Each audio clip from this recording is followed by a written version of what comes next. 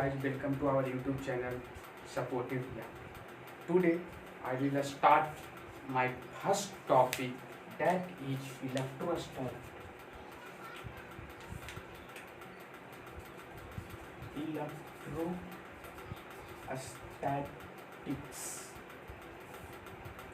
Electrostatics derived from two words, that is electro and statics.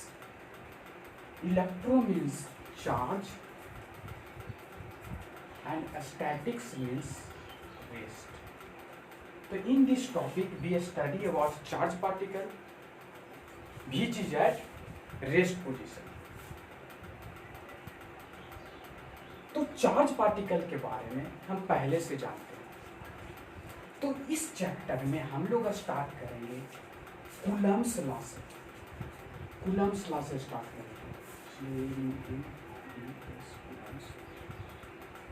तो दो charge particle के बीच में कितना फोर्स लगेगा, उसका मैग्नीट्यूड कितना होगा, उस फोर्स का मैग्नीट्यूड कूलम्ब्स लॉ से फाइंड हो जाएगा।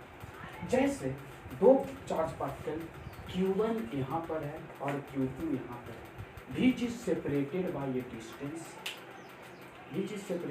distance R।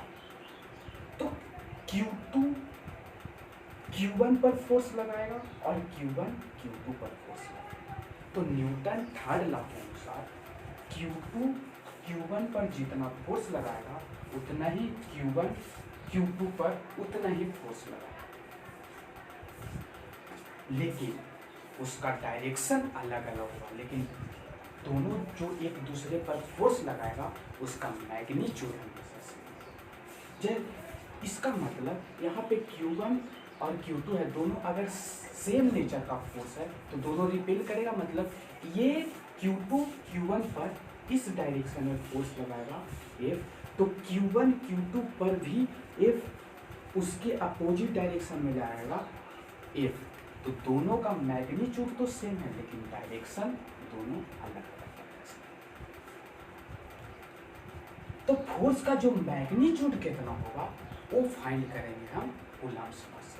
तो कूलम्ब्स लॉ कहता है कि जो फोर्स पॉइंट चार्ज पार्टिकल पर फोर्स लगाता है, वह जो फोर्स होगा वो directly proportion to product of charges and inversely proportional to a square of distance between। इसको इक्वेशन फर्स्ट मानेंगे और इसको इक्वेशन सेकंड मानेंगे। दोनों को मर्ज करने के बाद हमको मिलेगा F directly proportional to Q1 Q2 upon R²। ये प्रोपोर्शनलिटी साइन हटाने के बाद हमको एक प्रोपोर्शनलिटी कांस्टेंट ऐड करना पड़ेगा, F बराबर K Q1 Q2 बाय। यहाँ पर प्रोपोर्शनलिटी कांस्टेंट K है, तो K का वैल्यू डिपेंड करेगा मीडियम टू मीडियम। K का वैल्यू डिपेंड करेगा मीडियम टू मीडियम। तो K का वैल्यू फॉर वैक्यूम के लिए जो K का वैल्यू होगा वह होगा 1/4 पाई एप्सिलॉन, जहाँ पर epsilon not permittivity of free space of for any medium K का वैल्यू 1/4 पाई एप्सिलॉन, जहाँ पर एप्सिलॉन होता है permittivity of any medium, permittivity of medium. तो K का वैल्यू 1, और जो एप्सिलॉन का जो वैल्यू होता है एप्सिलॉन नॉट इनटू एप्सिलॉन होता है, जहाँ पर epsilon r relative permittivity of medium with respect to vacuum, with respect to vacuum. तो जो ER का जो वैल्यू होगा वो एप्सिलॉन बाई एप्सिलॉन होगा, इसको ही K कहते हैं। डाइलेक्ट्रिक मीडियम तो के का वैल्यू, के को हम डाइलेक्ट्रिक मीडियम करते हैं। अब तो this is all about the concept of Coulomb's law in electrostatics. हाँ, एक बात और, एक बात रह गया। एक बात क्या रह गया कि जो के का वैल्यू होता है वो 9 × 10⁹। अब के का वैल्यू 9 × 10⁹, 9 × 10⁹ न्यूटन मीटर स्क्वायर पर कूलम्ब स्क्वायर, इसका यूनिट हो गया ना। और के का वैल्यू क्या होता है 1/4πε0, जिसका वैल्यू हो गया 9 × 10⁹ न्यूटन मीटर स्क्वायर पर कूलम्ब स्क्वायर। यहाँ से एप्सिलॉन नॉट का वैल्यू निकालेंगे तो 8.85 × 10⁻⁻12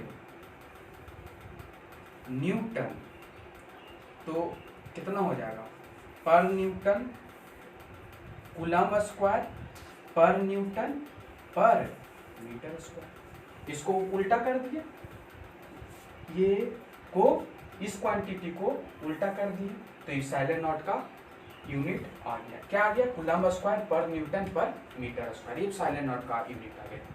this is all about concept of Coulomb's law. Now we will do some problem based on Coulomb's law.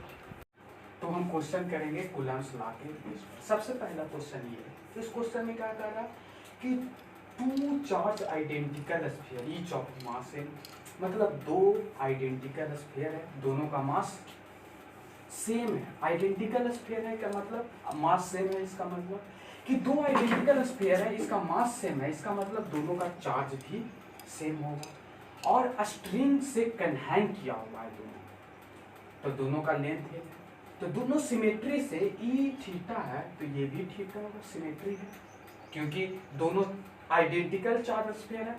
तो ये वर्टिकल से जितना एंगल बनाएगा इधर, वो ये भी वर्टिकल से उतना ही एंगल बनाएगा इधर, क्योंकि जितना ये इस पर फोर्स लगाएगा उतना ही ये भी इस पर फोर्स लगाएगा। और चूंकि सिस्टम इक्विलिब्रियम में है इसलिए जितना ये इसके साथ एंगल बनाएगा उतना ही ये स्ट्रिंग इसके साथ वर्टिकल के साथ उतना ही एंगल बनाएगा। तो सिस्टम इक्विलिब्रियम में है तो net force on each sphere is 0, पूरा सिस्टम पर इक्विलिब्रियम में होगा और हर एक पार्टिकल इंडिविजुअल भी इक्विलिब्रियम में होगा। अगर हम तो इक्विलिब्रियम कहने का मतलब अब इस पर जितना फोर्स लग रहा है उस सब फोर्स का वेक्टर सम 0, मतलब इस ऑब्जेक्ट का ये जो चार्ज स्फीयर है इसका सबसे पहले हम FBD बनाएंगे, मतलब इस पर जितना भी फोर्स लग रहा है वो हम रिप्रेजेंट करेंगे, तब पता चलेगा कि इस पर किस डायरेक्शन में फोर्स लग रहा है, किस डायरेक्शन में हमको 0 करना है। तो सबसे पहले यहाँ पे ये मास m है, इस पर टेंशन T इधर लग रहा है, इसका मास mg इधर लग रहा है, और ये इस पर F फोर्स, दोनों सेम नेचर का चार्ज है तो दोनों सेम नेचर का चार्ज है, तो ये इस पर फोर्स इस डायरेक्शन में लगाएगा, इस पर फोर्स मान ले कि वह फोर्स F था, तो दोनों का ये थीटा है तो ये भी थीटा होगा, मतलब ये थीटा होगा और इसका ऊपर कंपोनेंट T cos थीटा होगा और इसका x डायरेक्शन में कंपोनेंट T sin थीटा होगा। और चूंकि सिस्टम इक्विलिब्रियम में है तो जितना ऊपर डायरेक्शन में फोर्स लग रहा है उतना ही नीचे डायरेक्शन में फोर्स लग रहा होगा, मतलब T cos थीटा = mg, इसको इक्वेशन फर्स्ट में। और x डायरेक्शन में जितना राइट साइड फोर्स लग रहा है उतना ही लेफ्ट साइड फोर्स लगेगा, मतलब T sin थीटा = F का वैल्यू कितना होगा वो कूलम्ब्स लॉ से पता चल जाएगा।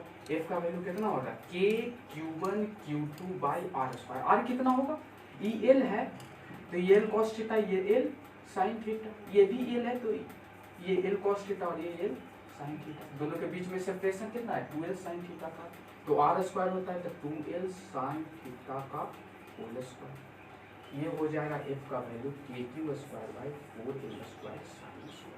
Equation 3। Equation 2 divided by equation 1 करेंगे तो टी साइन थीटा बटा T cos theta equal to F upon M G. इससे आएगा tan theta equal to F का वैल्यू कितना है K Q square by 4l square sine square. तो यहाँ से q का वैल्यू आ गया 4l square sine square theta into tan theta by के का रूट। यही q का वैल्यू आया, यही पूछ रहा था क्वेश्चन में। तो ये q का वैल्यू हमसे पूछा गया था, यही q का वैल्यू। तो इस क्वेश्चन में क्या किए, इस क्वेश्चन में कह रहा था कि पूरा सिस्टम इक्विलिब्रियम में था, तो कूलम्ब्स लॉ यहाँ पे लगा दिए। कूलम्ब्स लॉ से हमको फोर्स निकल गया और इक्विलिब्रियम का कंडीशन को हम सेटिस्फाई किए। जो क्वेश्चन किया कहा सिर्फ उतना ही किए। क्वेश्चन में कहा कि हम क्वेश्चन में इक्विलिब्रियम पोजीशन का कि सिस्टम इक्विलिब्रियम में था, इसका यूज किए और कूलम्ब्स लॉ से फोर्स निकाले। और बाकी जो हम एनएलएम में करते थे सेम चीज वही की, सिर्फ यहाँ पे हमको एफ फोर्स नया आया, यही फोर्स जो कूलम्ब्स लॉ में हम पढ़े थे। तो अब चलते हैं नेक्स्ट क्वेश्चन पर।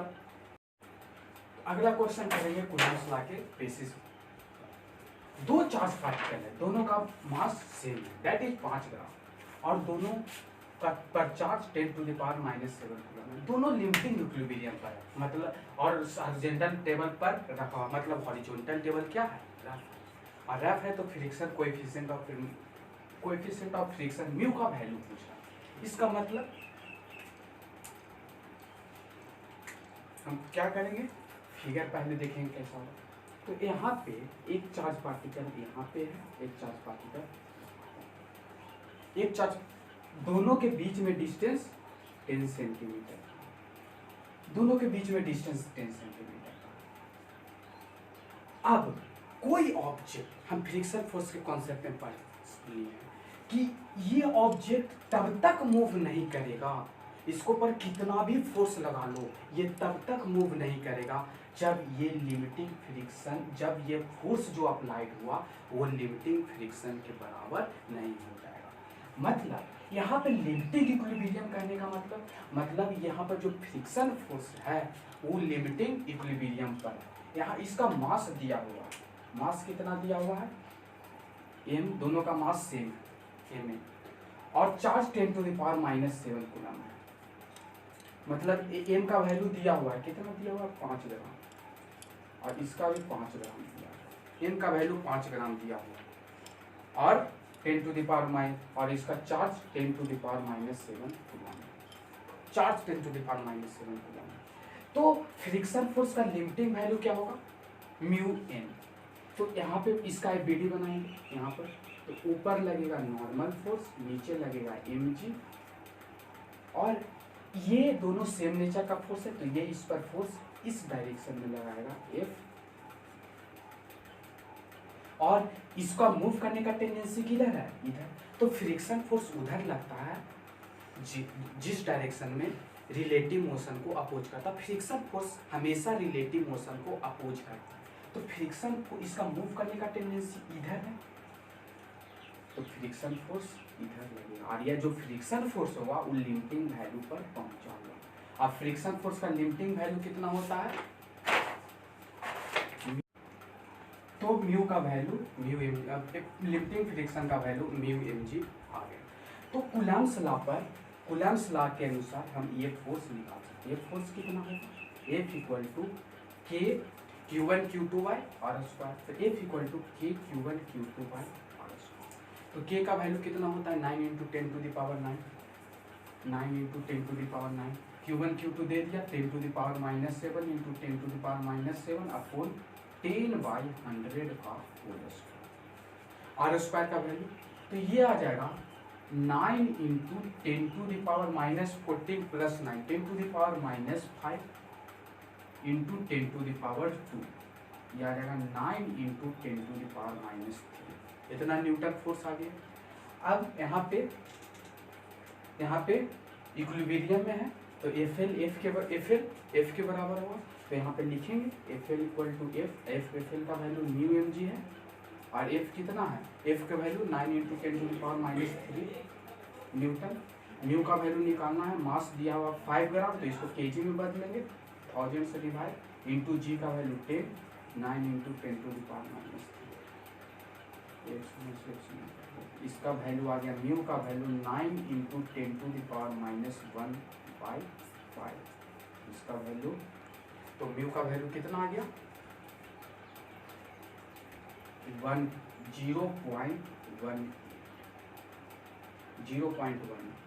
म्यू का वैल्यू 0.1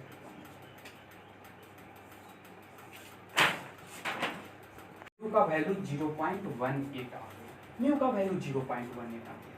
तो इस क्वेश्चन में क्या था, लिमिटिंग इक्विलिब्रियम में था, लिमिटिंग इक्विलिब्रियम में कर दिए और लिमिटिंग फोर्स फ्रिक्शन फोर्स का वैल्यू क्या कर दिए, लिमिटिंग वैल्यू पर पहुंचा दिए और इक्विलिब्रियम में था तो नेट फोर्स क्या कर दिए, सब डायरेक्शन में फोर्स बैलेंस कर दिए और बैलेंस करके हम म्यू का वैल्यू निकाल दिए। तो ये क्वेश्चन में भी कूलम्ब्स लॉ का यूज हुआ, क्या, फोर्स दो चार्ज के बीच में फोर्स हमेशा कूलम्ब्स लॉ से निकलता है, तो दो चार्ज के बीच में फोर्स निकाले कूलम्ब्स लॉ की मदद से। और जो लिमिटिंग वैल्यू फ्रिक्शन था वो पहले हम कर चुके थे, तो वो दोनों का यूज करके ये क्वेश्चन हो गया, सॉल्व किए और हमको म्यू का वैल्यू निकल गया। कूलम्ब्स लॉ के बेसिस पर नेक्स्ट क्वेश्चन करेंगे ये क्वेश्चन। इस क्वेश्चन में कह रहा है कि वो चार्ज पार्टिकल है m, एक चार्ज पार्टिकल है जिसका मास m है और चार्ज q है, उस सर्कुलर पाथ में मूव कर रहा है around a fix charge q। ये वो चार्ज फिक्स है, मतलब यहाँ पर वो फिगर बना देते हैं यहाँ पर, तो यहाँ पे चार्ज q है और एक और चार्ज है q यहाँ पर, तो इसके चारों तरफ ये मूव कर रहा है। तो हम लोग जानते हैं कि कोई ऑब्जेक्ट सर्कुलर मोशन में तब रोटेट करता है, कोई ऑब्जेक्ट सर्कुलर मोशन में तब रोटेट करता है जब सेंटर की तरफ कोई ना कोई उसके ऊपर फोर्स लगेगा, सेंटर की तरफ कोई ना कोई फोर्स लगेगा। तो यहाँ पे फोर्स किसके डायरेक्शन में लग रहा है, एक बाहर की तरफ लग रहा है F। तो सर्कुलर मोशन में रोटेट करने के लिए सेंटर पर फोर्स F लगेगा, कोई ना कोई फोर्स लगेगा। और जब हम इस ऑब्जेक्ट पर बैठ जाएंगे तब तो ये रेस्ट में दिखाई देगा, मतलब सेंटर के अंदर एक फोर्स लगेगा, सेंटर के तरफ एक फोर्स लगेगा जो mv²/r के बराबर है। एक्सेलरेशन v²/r, तो फोर्स बराबर m में, तो mv²/r। ऐसे भी जब कोई ऑब्जेक्ट सर्कुलर मोशन में रोटेट करता है तो सेंटर की तरफ हमेशा एक फोर्स लगता है। अब वो फोर्स क्या कहता है, सेंट्रीपिटल फोर्स, सेंटर की तरफ हमेशा फोर्स लगेगा। तो यहाँ पे जब हम ये ऑब्जेक्ट पर बैठ गए तो F फोर्स ऊपर लग रहा है, mv²/r नीचे लग रहा है। जब ये ऑब्जेक्ट पर हम बैठ गए तो ये ऑब्जेक्ट किस में आ गया, रेस्ट में आ गया। तो रेस्ट में आ गया तो F इक्वल टू क्या हो गया, mv²/r। F का वैल्यू, अब F का वैल्यू किसको से डिटरमाइन करेंगे, F का वैल्यू कूलम्ब्स लॉ से डिटरमाइन करेंगे, बराबर K(Q1 Q2/r²।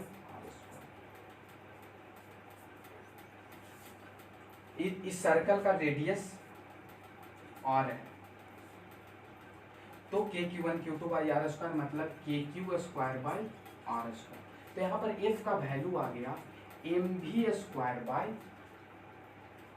F का वैल्यू कितना, KQ²/r², KQ²/r², mv²/r, r से r कैंसिल हो गया, तो mv²/r। टाइम पीरियड क्या होता है, टाइम पीरियड होता है 2πr/v। यहाँ पे v कितना आएगा, √KQ²/mr, √KQ²/mr। तो टाइम पीरियड आ गया 2πr/, यहाँ पे से v निकालेंगे तो v आ जाएगा KQ²/m × r का रूट। तो 2 पाई रेडियस स्मॉल आर है। अब भी कितना है, root under K Q square by M R, root under K Q square by M into R. तो टाइम पीरियड यही आ गया 2 पाई आर बाई भी। इसको सॉल्व करेंगे तो टाइम पीरियड इतना ही है 2 पाई आर बाई भी, 2 पाई आर बाई भी। तो time period 2 pi R by भी। तो यही हम लोग का आंसर होगा। इसको और भी सॉल्व कर सकते हैं लेकिन आंसर इतना ही हुआ, आंसर यही हुआ। तो इसमें क्या था, एगो चार्ज पार्टिकल था क्यू। तो अगला क्वेश्चन करेंगे कूलम्ब्स लॉ के बेस पर। ये क्वेश्चन है, इस क्वेश्चन में कह रहा है कि दो आइडेंटिकल चार्ज बॉल, दो चार्ज बॉल है आइडेंटिकल, दोनों का मास सेम है, हैविंग जिसका डेंसिटी रो और suspended from A common point से सस्पेंडेड है, और दो स्ट्रिंग कॉमन पॉइंट से दो स्ट्रिंग गया है उससे सस्पेंडेड है, बिल्कुल सही। और ये पूरा सिस्टम इक्विलिब्रियम है, पूरा सिस्टम इक्विलिब्रियम मतलब हर एक पार्टिकल भी इंडिविजुअल इक्विलिब्रियम में होगा, ये पहले भी हम देख चुके हैं। और इक्विलिब्रियम के समय एक स्ट्रिंग वर्टिकल के साथ थीटा बनाए तो दूसरा स्ट्रिंग भी वर्टिकल के साथ थीटा बनेगा। क्यों, ये तो ये आइडेंटिकल है, आइडेंटिकल चार्ज स्क्वायर, तो ये जितना इस पर फोर्स लगाएगा उतना ही ये फोर्स इस पर आएगा, तो जितना ये इधर जाएगा उतना ही ये इधर जाएगा। तो दोनों सिमेट्री के कारण इसके साथ थीटा बन रहा है तो ये भी इसके साथ थीटा बनेगा। अब इस बॉल को पूरे सिस्टम को इमर्ज कर दिए कोई लिक्विड में जिसका डेंसिटी सिग्मा दिया हुआ, इस तरह से इमर्ज किए, इस तरह से इसका डाइलेक्ट्रिक कांस्टेंट होगा मीडियम का। ये जो बॉल को सिस्टम कोई लिक्विड में इमर्ज किए उसका डाइलेक्ट्रिक कांस्टेंट इस तरह से होगा ताकि उसका थीटा चेंज नहीं कर रहा, मतलब पहले भी वर्टिकल के साथ स्ट्रिंग थीटा बना रहा था और लिक्विड में डालने के बाद भी वह स्ट्रिंग के साथ स्ट्रिंग वर्टिकल के साथ एंगल थीटा ही बनाएगा। डाइलेक्ट्रिक, तो डाइलेक्ट्रिक कांस्टेंट निकालना कि वह किस डाइलेक्ट्रिक लिक्विड का डाइलेक्ट्रिक कांस्टेंट क्या होगा कि हम इस पूरा सिस्टम को इमर्ज करेंगे लिक्विड में, तब इक्विलिब्रियम के समय ये थीटा चेंज नहीं करेगा। तो डाइलेक्ट्रिक कांस्टेंट के बारे में हम लोग पहले पढ़ चुके थे कि डाइलेक्ट्रिक कांस्टेंट क्या होता था। तो डाइलेक्ट्रिक कांस्टेंट कुछ नहीं, इप्सिलॉन अपॉन इप्सिलॉन नॉट, जिसको हम ईआर कहते हैं, रिलेटिव परमिटिविटी।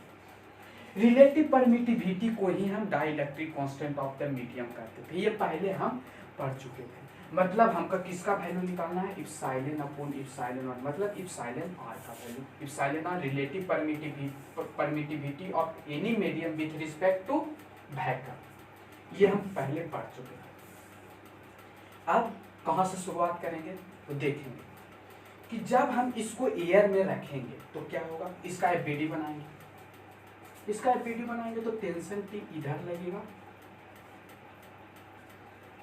ये दोनों सेम नेचर का फोर्स है, सेम नेचर का चार्ज आइडेंटिकल है, दोनों का नेचर सेम है, मतलब ये इसको फोर्स इधर लगाएगा, इधर टी है, ये थीटा है तो ये भी थीटा होगा, मतलब यहाँ पर भी थीटा होगा। तो एक ऊपर कंपोनेंट टी कॉस थीटा और एक इधर कंपोनेंट टी साइन थीटा, और इसका mg वेट नीचे लगेगा, मास बराबर डेंसिटी इंटू वॉल्यूम, मास बराबर डेंसिटी इंटू वॉल्यूम बनेगा, तो mg फोर्स नीचे लगेगा। इक्विलिब्रियम में है तो T cos theta rho bg के बराबर होगा और टी साइन थीटा f के बराबर होगा, यहाँ पे f T sine theta f के बराबर होगा। ये देख चुके थे, ये एयर में है तो एयर में थोड़े पूछ रहा है हमको, लेकिन जब इसको हम पूरे सिस्टम को जब हम वाटर में डालेंगे, जब कोई वाटर में नहीं कोई भी मीडियम में डालेंगे, कोई भी लिक्विड में डालेंगे, कोई भी लिक्विड में चेंज करेंगे तो देखते हैं कि फोर्स का रिलेशन क्या होता है।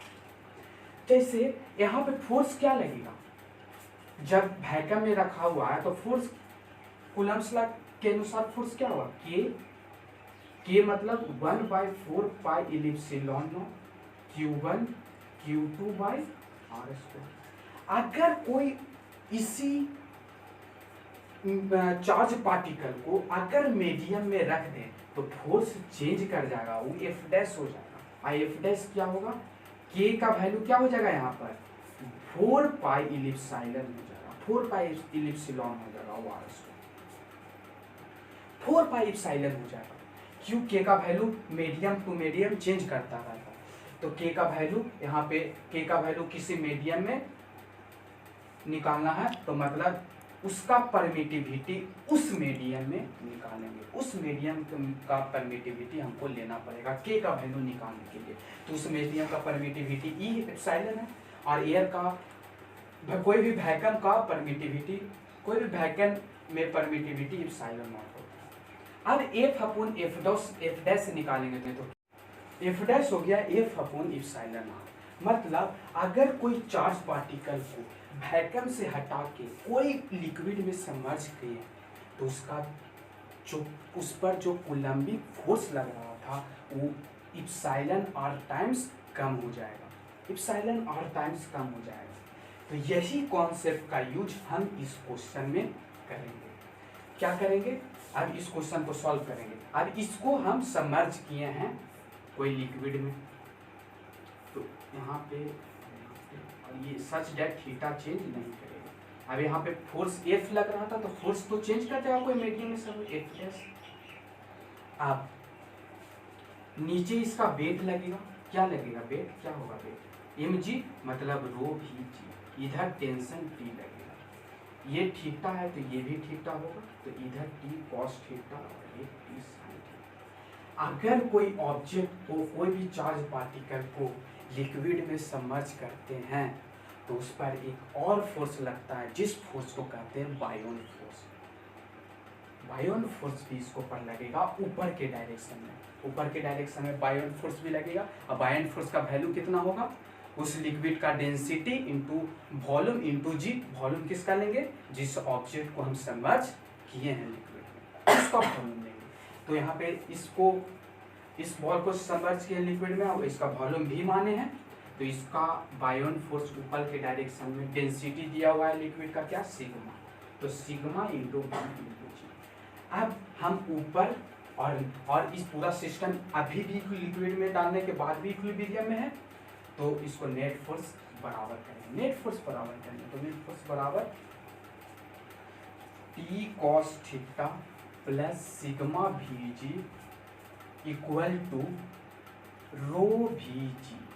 तो इसका मतलब T cos theta equal to V G into sigma rho minus sigma, T cos theta equal to V G into rho minus sigma. इसको इधर लेके अब आगे, अब हॉरिजॉन्टल डायरेक्शन में फोर्स बैलेंस करेंगे। एफ डैश इक्वल टू कितना हो जाएगा? T sine theta. और अभी हम पढ़ें कि एफ डैश का वैल्यू क्या हो जाएगा? F upon epsilon not. F force कहाँ लग रहा है? जब ये ऑब्जेक्ट वैक्यूम में था, एफ अपॉन एप्सिलॉन नॉट, यही किसके बराबर होगा? टी साइन थीटा के बराबर। मतलब और एफ का वैल्यू कितना हुआ कूलम्ब्स लॉ के अनुसार वैक्यूम में? 1/4 pi epsilon naught Q1 Q2 by R square, तो Q square by R square. F का वैल्यू यही होगा, तो एफ बाई के बराबर होगा। तो एफ अपॉन एप्सिलॉन आर का वैल्यू टी साइन थीटा आ गया, T cos theta equal to, तो इसको इधर लेके आएंगे T sine theta equal to F upon epsilon R और T cos theta equal to V G into rho minus sigma. ठीक, और यहाँ पे जब ऑब्जेक्ट इक्विलिब्रियम में था, जब एयर में था, तो क्या आया था? T cos theta equal to rho V G और T sine theta equal to F. तो टी साइन थीटा का वैल्यू किसके बराबर आया था? एफ के बराबर, और टी कॉस थीटा का वैल्यू रो, हाँ, तो T sine theta equal to F और T cos theta equal to rho V G. ओ यहाँ पे टी ले लिए हैं तो यहाँ पे टेंशन तो चेंज कर देगा, तो यहाँ पे कोई दूसरा टेंशन ले लेंगे, टी डैश ले लेंगे। तो D dash sine theta equal to F और T dash cos theta equal to rho D G. ये तब था जब हम इस पूरे सिस्टम को वैक्यूम में रखे थे, तब ये दोनों के डिवाइड किए तो tan थीटा के वैल्यू कितना आया, tan थीटा का वैल्यू आ गया एफ अपॉन रो वी जी। इसके इक्वेशन थर्ड मानेंगे और इसके इक्वेशन फर्स्ट। और यहाँ पे tan थीटा का वैल्यू निकालेंगे, इन दोनों को भी डिवाइड करेंगे तो कितना आ गया tan theta equal to F upon E R into V G into rho minus C. अब tan थीटा का वैल्यू हमको पता है F upon rho V G, इससे और इसको से, तो tan थीटा का वैल्यू रख देंगे F upon rho V G equal to F upon E R into V G into rho minus C. F से एफ कैंसिल हो गया, वी जी से वी जी कैंसिल, तो ई आर का वैल्यू आ गया क्या, रो अपॉन रो माइनस सी। और यही हमको से पूछ रहा था डाइलेक्ट्रिक कांस्टेंट ई आर के बराबर, तो ई आर का value rho upon rho minus C. तो इस क्वेश्चन में क्या किए, इस क्वेश्चन में सबसे पहले हम इस क्वेश्चन में किए कि पहले इस ऑब्जेक्ट को, ये पूरा सिस्टम को कहाँ रखा हुआ था, वैक्यूम में रखा हुआ था, और उसके बाद उसको कोई लिक्विड जिसका कुछ डाइलेक्ट्रिक कांस्टेंट होगा उसको में रखें। तो चेंज क्या, तब हम क्या किए इस क्वेश्चन में, तो कॉन्सेप्ट लगाएं कि जब मीडियम में रखा हुआ था तो जो कूलम्बिक फोर्स था, और जब हम डाइलेक्ट्रिक कोई भी लिक्विड में पूरा सिस्टम के डाल दिए तब क्या चेंज आएगा फोर्स में, कूलम्बिक फोर्स में क्या चेंज आएगा, यही हम पता करने की कोशिश कर रहे थे कि कूलम्बिक फोर्स में। तो हमको ये पता चलेगा, यहाँ से पता चला कि जब कोई ऑब्जेक्ट को, जब कोई हम चार्ज पार्टिकल को सिस्टम ऑफ चार्ज पार्टिकल को अगर हम कोई लिक्विड में सबमर्ज करती हैं, तो जब हम वैक्यूम में था तब अगर फोर्स F लग रहा था उसको पर, तब अगर हम लिक्विड में सबमर्ज किए उस सिस्टम ऑफ चार्ज पार्टिकल को, अगर लिक्विड में सबमर्ज किए तो उसका जो फोर्स होगा वह इप्सिलॉन आर टाइम्स कम हो जाएगा, जितना फोर्स पहले लग रहा था वैक्यूम में लग रहा था उसके मुकाबले, उसके कंपैरिजन में इप्सिलॉन आर टाइम्स कम हो जाएगा फोर्स। तो ये कॉन्सेप्ट हम पढ़ें और उसके बाद हम डाइलेक्ट्रिक कांस्टेंट का पढ़ें कि क्या होता है डाइलेक्ट्रिक कांस्टेंट। तो पहले बता दिए थे, पिछला लेक्चर में बताए थे कि इप्सिलॉन आर को ही डाइलेक्ट्रिक कांस्टेंट कहते हैं और उसी का value rho upon rho minus sigma है। तो कूलम्ब्स लॉ पर पूरा क्वेश्चन हो गया। अब नेक्स्ट टॉपिक करेंगे सुपरपोजिशन थ्योरम।